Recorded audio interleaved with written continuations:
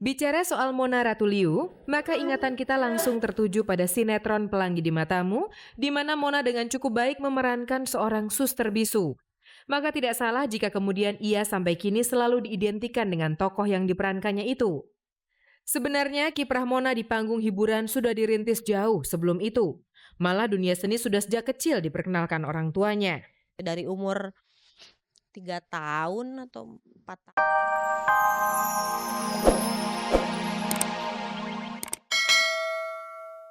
Pemirsa, beberapa waktu lalu kami telah menampilkan wawancara dengan Yose Purnomo, sutradara film layar lebar berjudul Tak Biasa yang dibintangi oleh Duta Sheila on Seven serta Melanie Putri, mantan Putri Indonesia.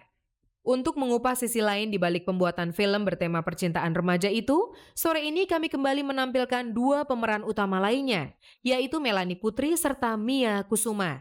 Dipandu oleh reporter senior kami, Remy Sutansyah, keduanya bertutur mengenai pengalaman mereka selama terlibat dalam pembuatan film Tak Biasa. Berikut wawancaranya. Selamat sore, kabar-kabari. Sekarang kedatangan tamunya Tak Biasa. Yang pertama Mia Kusuma, terus Melanie Putri ya. Dua orang ini akan sangat terkenal nanti, walaupun mereka sekarang udah terkenal lewat film Tak Biasa. Selamat sore. Sore. Bintang film ya? Udah. Bukan presenter apa tau. Kamu di dalam film Tak Biasa jadi orang yang salah satu yang ditembak sama Duto ya, sama Abi ya, sama Abi. Ini kisah percintaan seorang Abi dengan banyak perempuan, dua diantaranya kalian, ya. Buat kamu, siapa nama di perannya? Melisa. Melisa.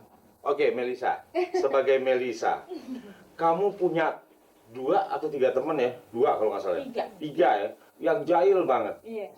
Itu terus dalam kejadian sebenarnya itu kamu pikir masuk akal nggak seorang cewek memutuskan seorang cowok karena ngebela temennya yang doyan jajan dan makan?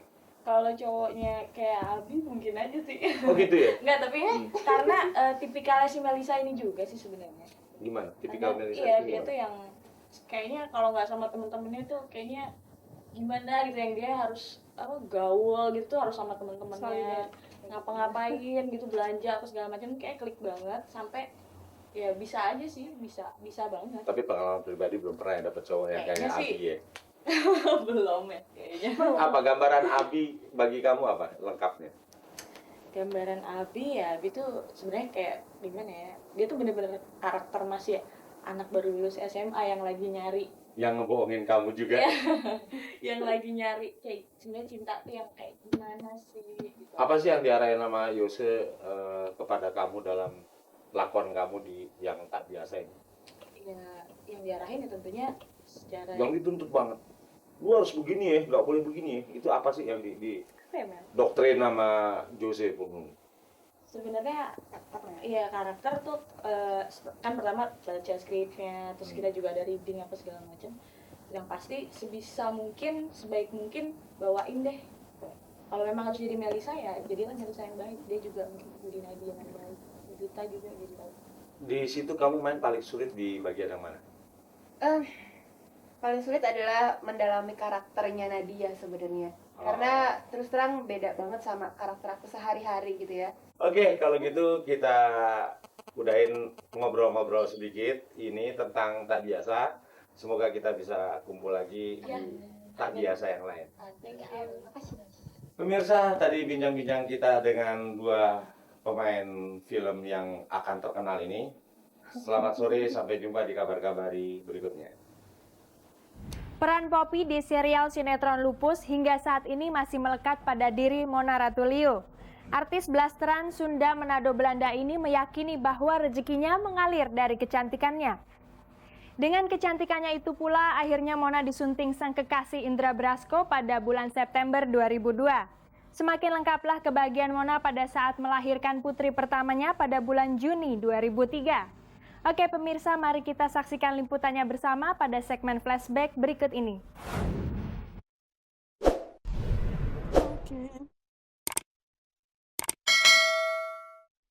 Bicara soal Mona Ratuliu, maka ingatan kita langsung tertuju pada sinetron Pelangi di Matamu, di mana Mona dengan cukup baik memerankan seorang suster bisu. Maka tidak salah jika kemudian ia sampai kini selalu diidentikan dengan tokoh yang diperankannya itu. Sebenarnya kiprah Mona di panggung hiburan sudah dirintis jauh sebelum itu. Malah dunia seni sudah sejak kecil diperkenalkan orang tuanya.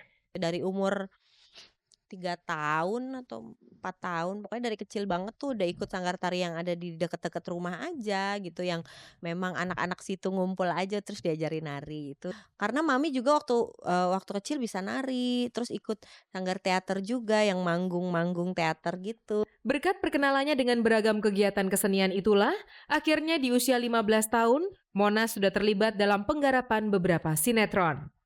Tapi anehnya, dengan peluang sebagus itu, bungsu dan satu-satunya anak perempuan pasangan Albert Fredrik Ratuliu dan Neng Dedeh Sumiati itu tidak menampakkan ambisi besar untuk jadi seorang artis. Aku memang menjalani karir dengan enjoy banget, dengan nikmat banget gitu ya. Karena seneng, bukan karena cari duit juga gitu loh. Masa kanak-kanak, masa kecil, masa remaja juga nggak kebuang-buang. Kalau lagi mau syuting ya syuting, kalau lagi ujian ya nggak usah syuting. Terus kalau lagi mau main ya main gitu loh. Jadi artis bagi Mona memang tidak menjadi beban, karena semua ia lakukan dengan nyaman.